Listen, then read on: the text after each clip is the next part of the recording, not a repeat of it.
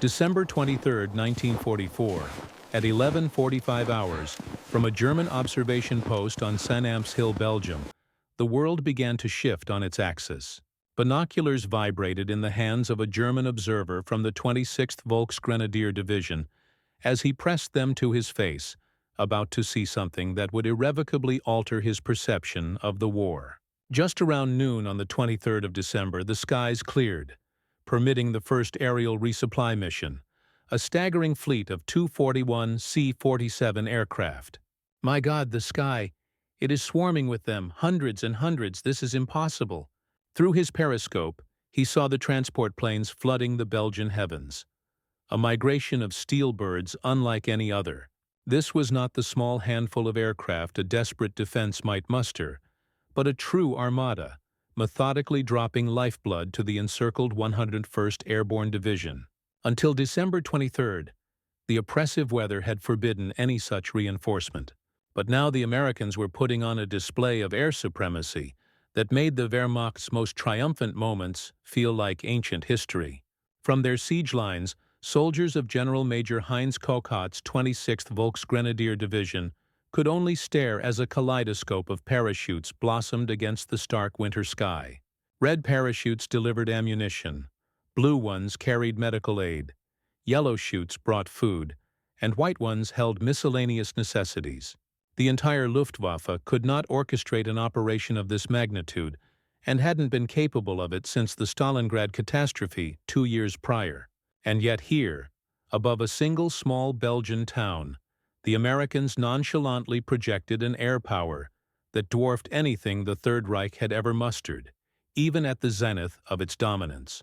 The undeniable equation of their defeat was being calculated not in battlefield tactics or heroic last stands, but in this simple, crushing display of American logistical dominance, a spectacle that would turn battle-hardened Wehrmacht veterans into mere spectators of their own empire's certain demise. The storm had been gathering, for the offensive had launched with absolute certainty only 7 days before. On December 16, 1944, at 5:30 in the morning, the German assault commenced with an immense 90-minute artillery bombardment from 1,600 guns across an 80-mile front. Operation Wacht am Rhein, the Watch on the Rhine, was Hitler's final, desperate roll of the dice to fracture the Allied armies and seize the critical port of Antwerp, and it had, in its initial stages, surpassed all expectations.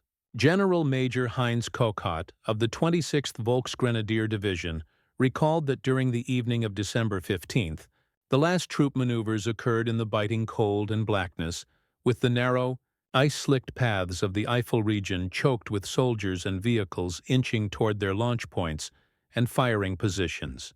The soldiers had been infused with the belief that this was Germany's defining moment. The Führer himself had orchestrated this offensive, assuring them that the soft, decadent Americans would shatter against the steel of German resolve.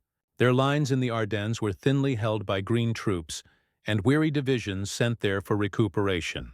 The Wehrmacht was meant to slice through them, evoking the glorious days of 1940, when German forces had subdued France in just 6 weeks. Among these assault troops was the 26th Volksgrenadier Division, a unit resurrected after its annihilation on the Eastern Front. Oberst Heinz Kochot's 26th Volksgrenadier Division was a depleted formation, containing a handful of veterans from Russia and Normandy, but primarily filled with replacements from the Luftwaffe and Kriegsmarine. Despite this patchwork composition, their spirits were soaring. They were promised advanced weaponry, plentiful supplies, and the decisive advantage of total surprise. The early successes seemed to confirm every single one of these promises. The Americans' first assessment was that they were facing the expected limited counterattack. The Wehrmacht had, in fact, secured complete tactical surprise. American positions simply collapsed under the sheer force of the onslaught. Entire units either capitulated or fled westward in a state of chaos. The path to Antwerp appeared to be wide open, sparking the race to Bastogne. By the 18th of December, German units were advancing toward their goals with breathtaking velocity. Hasso von Manteuffel, leading the 5th Panzer Army, tasked Heinrich Freiherr von Luttwitz's 47th I. Panzer Corps with the capture of Bastogne before pushing across the Meuse River near Namur. The strategic calculus of the offensive appeared straightforward. 7 key roads converged at Bastogne. To control those roads was to control the entire American supply network in the Ardennes.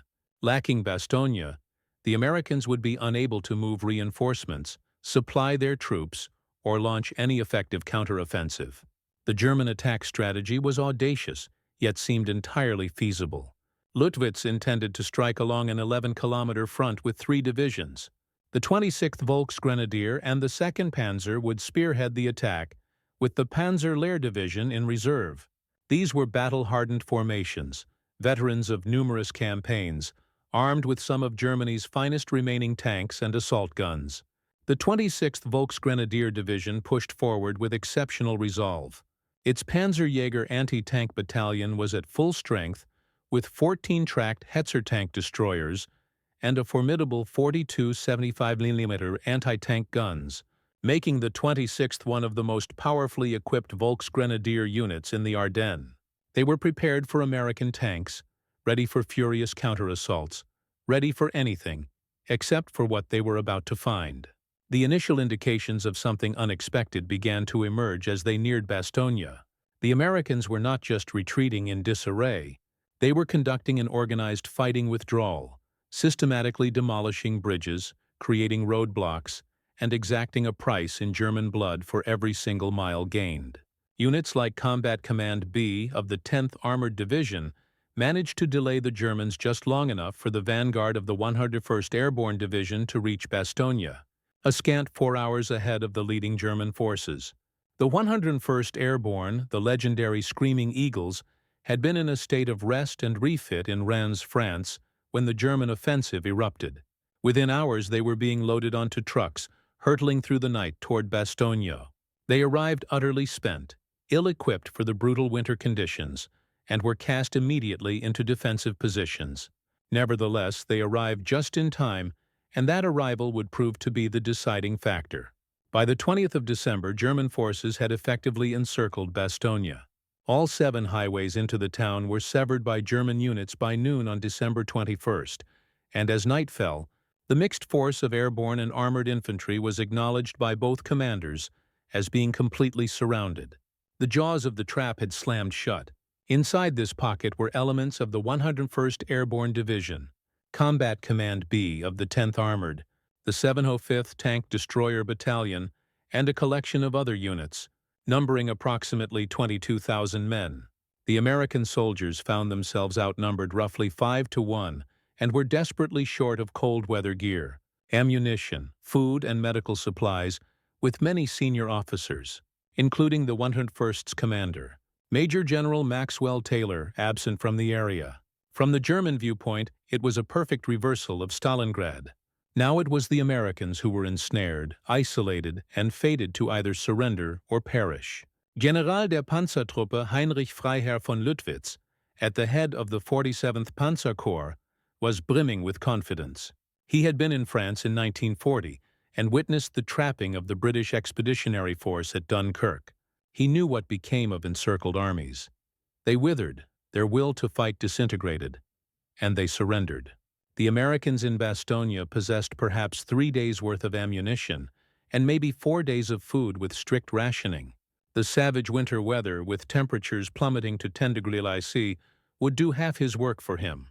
This confidence was so absolute that the 2 panzer divisions of the 47th Panzer Corps, after using their speed to isolate Bastogne, pressed on toward the Meuse on December 22nd instead of joining a concerted attack on the town.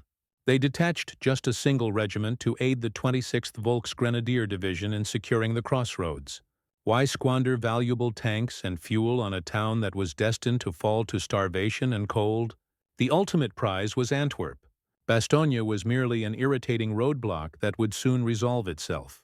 The weather had been Germany's most potent weapon from December 16th to the 22nd. A persistent blanket of low clouds, freezing fog, and snow had kept the formidable Allied air forces grounded. The Germans capitalized on these heavily overcast conditions, which neutralized the Allies' superior air power for an extended duration.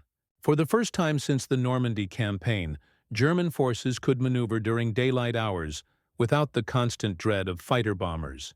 They could mass their troops without detection by reconnaissance planes and launch attacks without facing the soul-crushing carpet bombing that had obliterated so many German units in France. Within Bastogne, the situation grew more precarious with each passing hour. Some artillery pieces had no high-explosive shells remaining, while others had only a handful. Food rations were completely gone. The defenders were forced to scavenge for supplies among wrecked vehicles and abandoned depots. Medical supplies reached critically low levels. Wounded men were dying from injuries that would have been survivable with adequate medical care. On December 22nd, convinced that victory was imminent, the Germans dispatched their demand for surrender. The event itself was almost cinematic in its formality.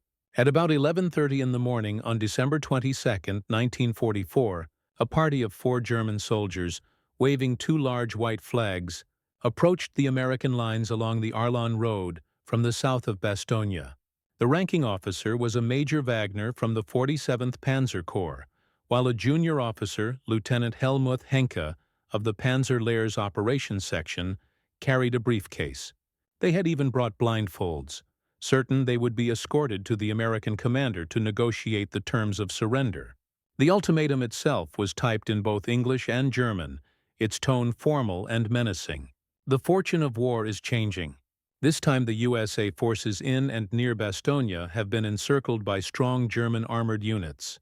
More German armored units have crossed the river Ourthe near Orthouville, have taken Marche and reached Saint-Hubert by passing through Hompré-Cibré-Tillet. The message continued, demanding an honorable surrender within 2 hours and threatening total annihilation if the offer was rejected. In the German mind, they were acting with generosity, offering the Americans a way to avoid a meaningless slaughter. When the American reply was delivered, a single defiant word, "Nuts!"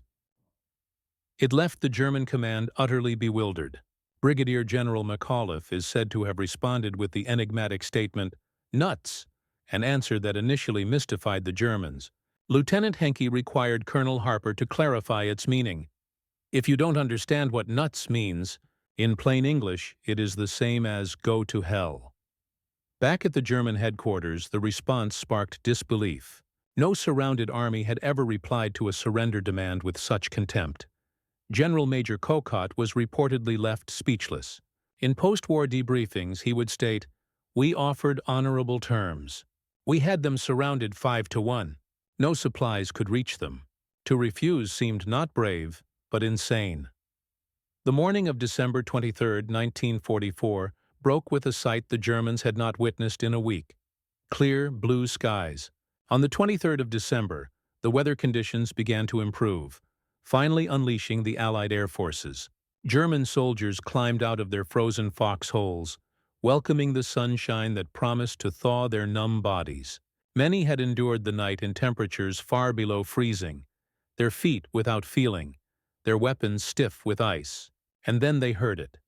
A faint, distant drone that grew steadily, insistently louder, a sound that echoed and amplified off the hills encircling Bastogne. At 6:45 in the morning on December 23rd, the aircraft carrying the 2 Pathfinder teams lifted off from Chalgrove, bound for Belgium. These were the guides, the lead elements tasked with marking the drop zones for the main armada. They parachuted at 9:35 a.m., were quickly met by American troops, and rushed to deploy their signaling equipment. At 11:50 on the 23rd, men all along the defensive perimeter saw the planes approaching. It was the most spirit-lifting spectacle of the entire siege. For the beleaguered Americans, it was their salvation. For the Germans, it was the dawn of a terrible understanding of their profound miscalculation. The main force materialized at 11:50 a.m., 281 C-47 aircraft, flying in impeccable formations at a dangerously low altitude of barely 1,000 feet. They arrived in relentless waves, each group of planes methodically disgorging its cargo, filling the sky with parachutes of varied hues, each color a symbol for a different type of vital supply. German anti-aircraft crews furiously scrambled to their weapons, launching a frantic flak barrage. The 80mm flak guns, the pride of German artillery, tilted skyward. The 20 mm automatic cannons began their staccato rhythm, and machine guns joined the rising crescendo of defiance. The air became thick with the black puffs of exploding shells. German anti-aircraft fire erupted all around the transports. Following one particularly close explosion, McNiss and Sergeant Mertz recoiled as a hole appeared in the fuselage, revealing that an enemy shell had passed just inches between them. Yet, the American planes flew directly into this wall of fire, holding their formations with a resolve that bordered on suicidal. 14 C-47s were lost, either en route or over the drop zone, shot down or damaged so severely they could not return. But for each plane that spiraled down, 15 others held their course, their doors open, bundles pouring out into the frigid December air. German soldiers watched, stunned, as crippled aircraft, with engines trailing smoke and wings shredded by flak, stayed true to their path just long enough to deliver their payloads before veering away to crash. One C-47, its entire tail section consumed by flames, flew directly over German positions, its crew pushing out supplies until the very last possible second before the plane plunged into the forest.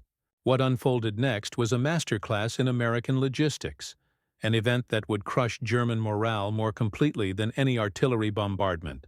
The colored parachutes descended in a multicolored blizzard, thousands upon thousands of them, drifting silently down upon the snow-dusted fields surrounding Bastogne. The vision of the colored supply chutes descending brought joy to the hearts of the paratroopers. But for every American spirit that soared, a German one plummeted. This was not the final desperate act of a trapped force. This was the routine, methodical operation of a military machine, backed by seemingly limitless resources. German intelligence officers frantically attempted to tally and classify the delivered goods.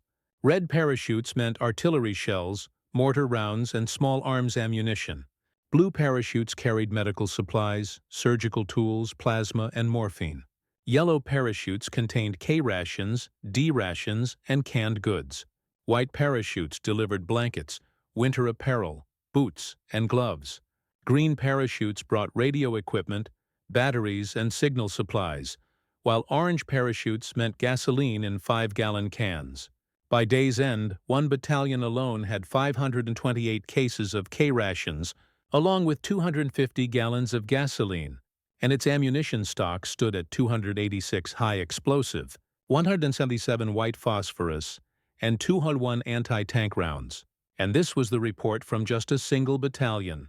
When multiplied across all the units inside Bastogne, the scale of the resupply became truly mind-boggling. But the morning drop was only the prelude. Throughout December 23rd, more missions arrived. At 2 p.m., another wave of aircraft materialized, this time including C-47s towing gliders that carried heavier equipment which could not be dropped by parachute. A total of 92.4 tons of supplies, including 2,975 gallons of gasoline, were delivered by glider. These silent aircraft brought entire surgical units, complete with doctors, nurses, and operating equipment. They delivered jeeps, communications gear, and even replacement artillery pieces. One glider was filled with nothing but whole blood for transfusions, a medical extravagance the German army could not afford, even for its most senior commanders. German medical officers, observing through binoculars, were aghast. While they were treating their wounded with paper bandages and sawdust, forced to operate without anesthesia, the Americans were flying in refrigerated blood, penicillin, and entire surgical teams.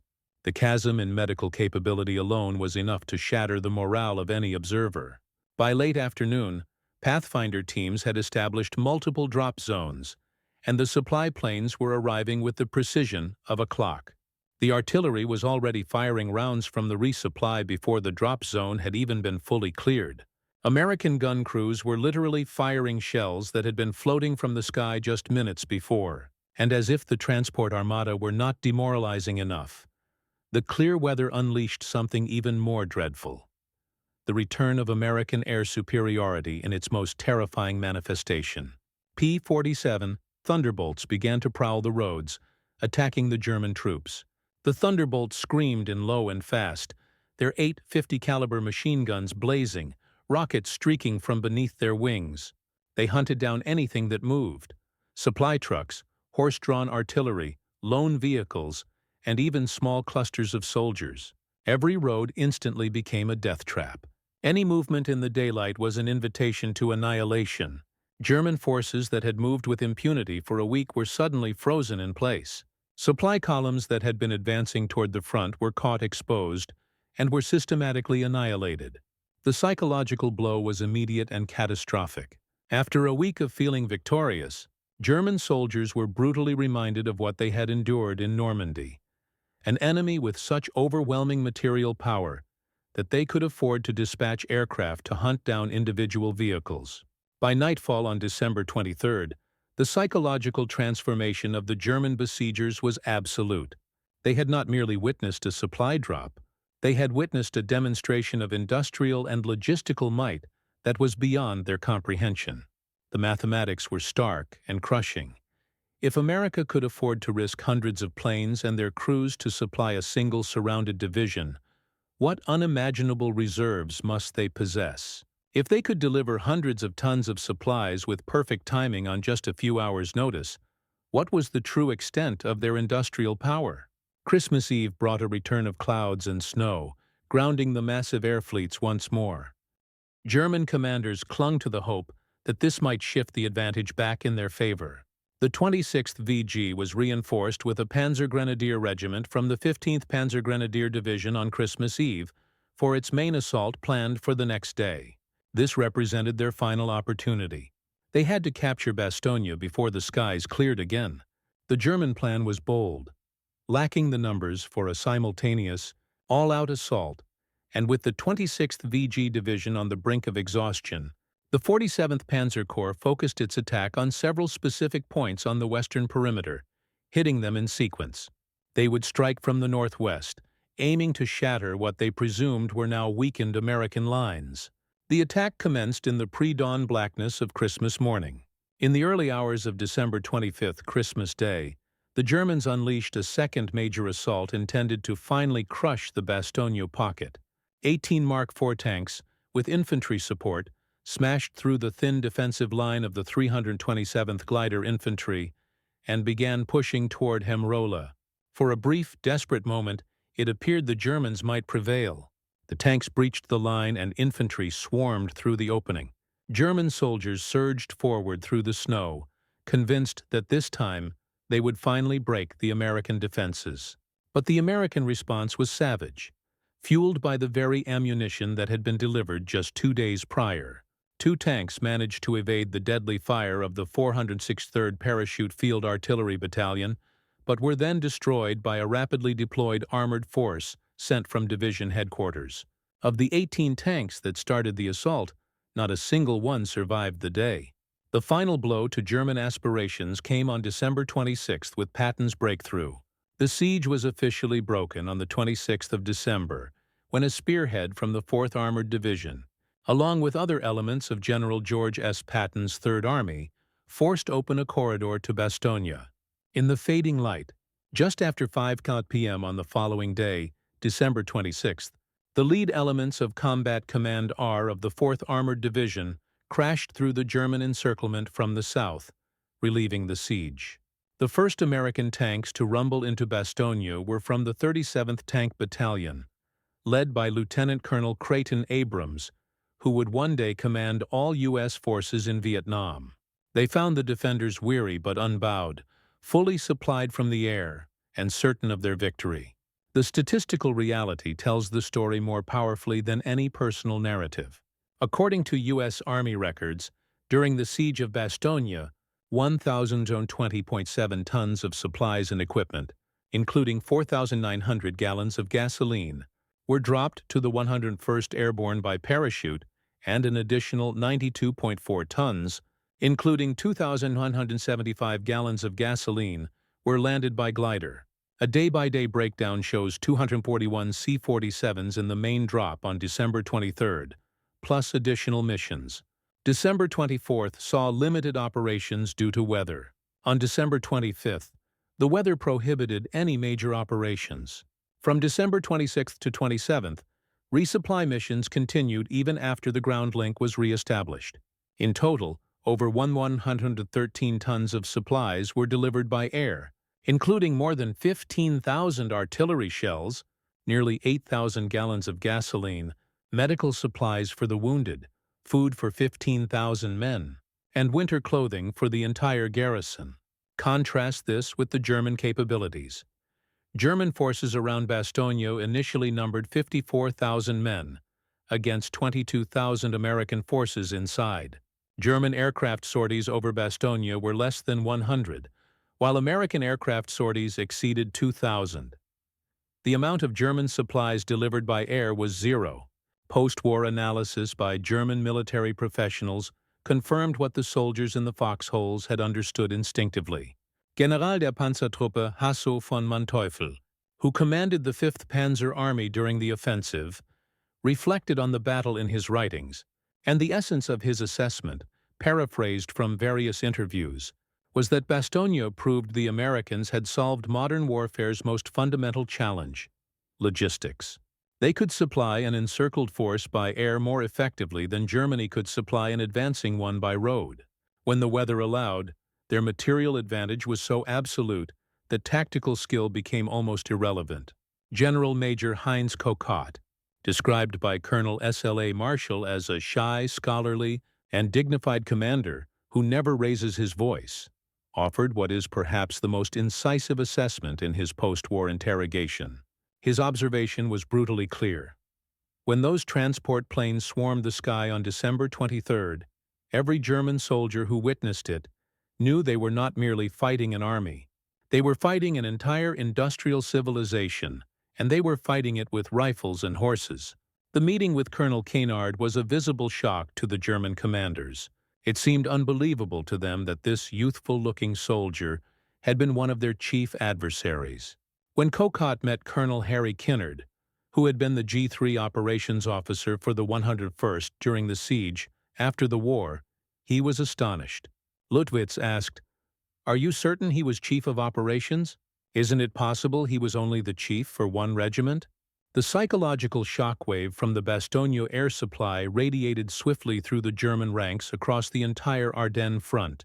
Every unit contained soldiers who had either seen it firsthand or heard detailed, awestruck accounts from those who had. The story may have grown in the telling, but its core truth was immutable. America wielded material resources that were beyond German imagination. The most profound irony for the German forces was that they themselves had created the circumstances for their own psychological unraveling. By surrounding Bastogne, they had compelled the Americans to put their aerial supply capability on full display. Had they bypassed the town as some had originally intended, they might never have been subjected to this overwhelming spectacle of material power. After December 26th, German operations around Bastogne degenerated into a series of desperate, bloody attacks that accomplished nothing. Hitler still demanded the capture of Bastogne, unable to grasp that a surrounded American force had not only endured, but had been supplied so effectively that it was stronger after the siege than before. On December 29th, Kokott received reinforcements in the form of the 1st SS Panzer Division from the 6th Panzer Army. More divisions were fed into the meat grinder: the 9th SS Panzer, the Führer Begleit Brigade, the 167th Volksgrenadier, all bled white against American positions that were now reinforced and endlessly resupplied. The final major German assault, launched on January 4th, faltered almost immediately. German soldiers were ordered to attack the same positions again and again, achieving nothing but lengthening the casualty lists. What the German soldiers had seen was but a sliver of American industrial capacity. They were unaware that the Douglas C-47 had become the workhorse for airborne operations, used extensively in Operations Overlord, Dragoon, Market Garden, and Varsity. Over 10,000 C-47s were manufactured during the war. American factories were churning out aircraft at a rate Germany could not hope to match. More than 50,000 paratroopers were dropped by C-47s throughout the war. History has since affirmed the psychological impact of the Bastogne air supply on German forces. Military historians regard it as a decisive moment, not just in the Battle of the Bulge, but in demonstrating the sheer futility of conventional military action against an opponent with overwhelming industrial supremacy. The U.S. Army's official history observes that interrogations of German prisoners after December 23 revealed a distinct shift in attitude. Before the air supply, captured Germans spoke of temporary setbacks and ultimate victory. After witnessing the aerial armada, they spoke only of survival and a desperate hope for a swift end to the war. The 101st Airborne Division's casualties from December 19, 1944, to January 6, 1945, were 341 killed, 1,691 wounded, and 516 missing. Despite being surrounded and outnumbered 5-1, their losses were relatively light, a testament to how effectively the air supply had sustained their ability to fight. The ultimate lesson was clear. The 101st Airborne would never surrender because they had no need to. Their nation could sustain them from the very air, rendering the ancient art of siege warfare an obsolete relic. The German soldiers who gazed up at those 241 C-47s on December 23, 1944, and the subsequent waves of supply aircraft witnessed not just the relief of Bastogne, but the very future of warfare. A future that belonged to the nation that could fill the sky with planes as effortlessly as Germany could fill a field with soldiers. They had seen the arithmetic of American abundance, and within those numbers, the final chapter of the Third Reich was written. The war would drag on for another 5 agonizing months, but for those who saw the sky above Bastogne fill with American aircraft, it had ended on that clear December morning. They realized then that the 101st would never surrender, not because they were inherently braver or superior soldiers, but because their nation would simply never permit them to fail. The planes over Bastogne did not just supply the 101st Airborne, they demolished the last vestiges of German hope for victory and wrote in the sky the ultimate truth of the Second World War. America's arsenal was immense, its will was unbreakable, and its victory was inevitable. The German soldiers who witnessed that aerial armada knew with chilling certainty what their leaders would deny for 4 more months. The war was over, and America had won it in the skies above a small Belgian town, on a clear December morning when the entire world could see that the 101st would never surrender.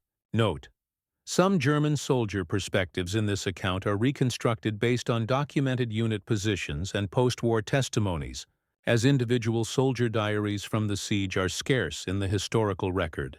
All major events, dates, statistics, and commander statements are derived from documented historical sources.